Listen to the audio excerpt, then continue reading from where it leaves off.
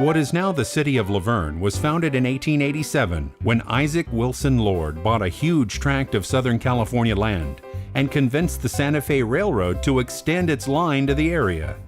Lord built a marvelous hotel and began to sell lots. Unfortunately for Mr. Lord, the Southern California land boom fizzled, and Lord unloaded his hotel and the surrounding land to M.M. Eshelman, a member of the Church of the Brethren.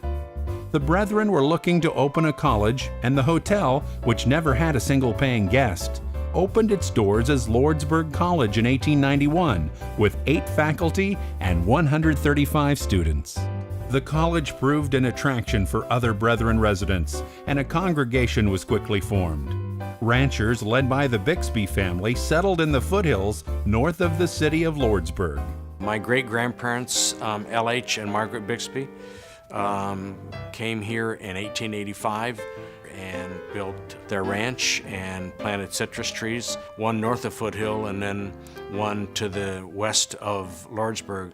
So my great-grandmother came up with the name La Verne for the area north of Lordsburg, and that came from a French translation meaning the green. By 1919, La Verne had become one of the most productive citrus growing areas in the world, producing more than 1,000 carloads of fruit annually. There were only about maybe 6,000 people in the whole community at that time. Packing houses were going full blast. As a teenager, besides smudging, which is keeping the groves warm during the winter, I worked here putting labels on lemon boxes. My family owned an orange grove at the end of D Street and a citrus ranch of about 40 acres. Oranges, just a premium orange grove, very much at the height of the citrus industry. And that would have been in the early 50s, and as it was beginning to decline at that point in time because of land values and water costs and the low price of fruit. A mysterious disease hit La Verne citrus groves. The quality and yield of the fruit declined. The demise of the citrus industry, combined with demand for housing for new arrivals to Southern California, led to the development of much of the old groves for housing. A part of La Verne's citrus past is preserved today in Heritage Park. Every January, the park's orange grove is open to the public so people can pick their own oranges. History tours are also conducted at the park. Heritage Park is home to a number of events: concerts in the park in the summer, the pumpkin patch at Halloween, and the Winter Wonderland and Christmas tree farm in the winter. Today, the city of La Verne has a population of 35,000, and there's a lot to like about La Verne. I ran on a campaign slogan of "Keep La Verne Special," and that had a real nerve with people because they felt there was something special about La Verne. The Halloween parade up on Wheeler, the Vaughn Center, that's been going on for quite some time. There's been harvest festivals downtown. The 4th of July's been the parade, the fireworks show at the high school. The thing that I love about it is you can walk around and see so many people you know. And that's La Verne. I think of Christmas when Santa Claus on the fire engine comes around and visits every home in La Verne. Those kinds of activities make this a very special community. Merry Christmas. In 2003, Dan Merritt and Kathy Windsor and Mike Sanchez got together and they started the La Verne Land Conservancy. And their mission was to save as much natural land in North La Verne as possible. We've actually gotten $6.2 million up to this point in grants from state and federal agencies, and we've set aside about 450 acres in North La Verne. We have one of the lowest crime rates. Response time for both police and fire. Recently, we built a new fire station, and our response time is really down to just minutes. The most crucial time is the first few minutes on any injury. Many residents say they value La Verne's small-town feel. Concentrated efforts have been made to preserve the historic architecture in Old Town La Verne. You have a sense that you know everyone in town. doesn't matter where you go. I go to the supermarket or just for a walk in the evenings, and there's always someone that steps up and says hi, and we know one another and we have things in common. Bonita High School has played a large part in the history of the city of La Verne. All 5 current council members are graduates of Bonita High School.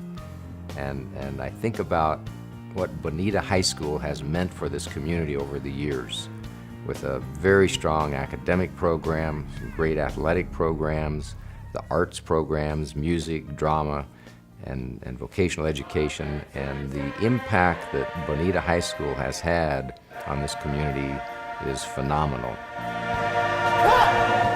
That's a wrap!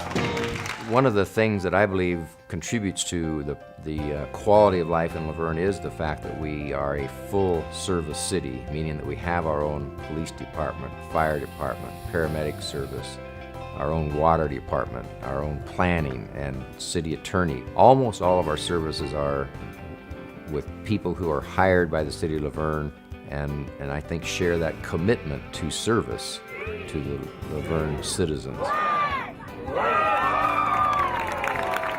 The attitude toward our employees is one of true value and appreciation for the job that they do. We have a staff of people providing the leadership who truly take service as a priority that they must serve. One of the most important things is the people.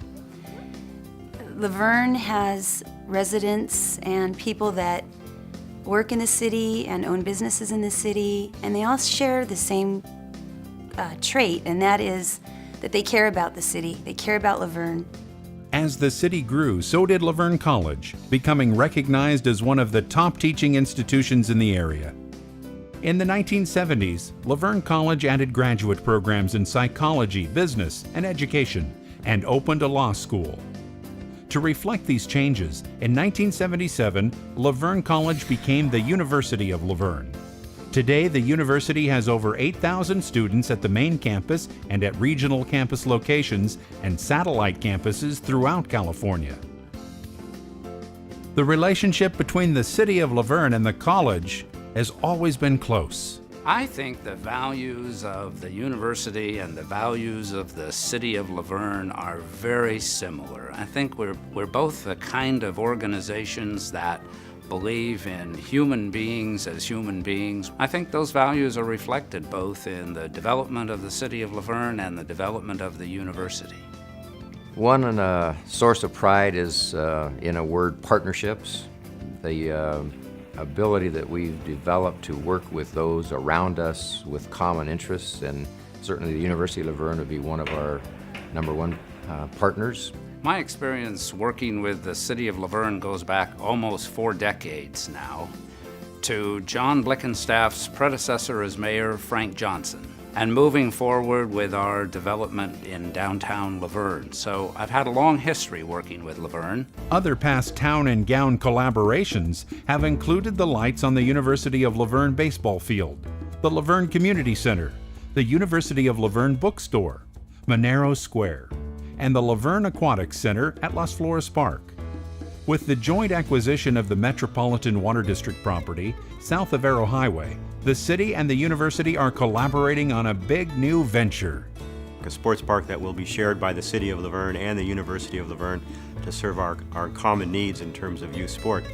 I think it's going to be one of the most excellent parks that we've developed here in the city, and certainly will serve young people from the youth sports in our community, but also gives them a look at what it's like to be on a university campus and the facilities that a university will have. From the very beginning, part of our success is due to the City of La Verne and its leadership, and they're opening the door to our continued development as partners with them.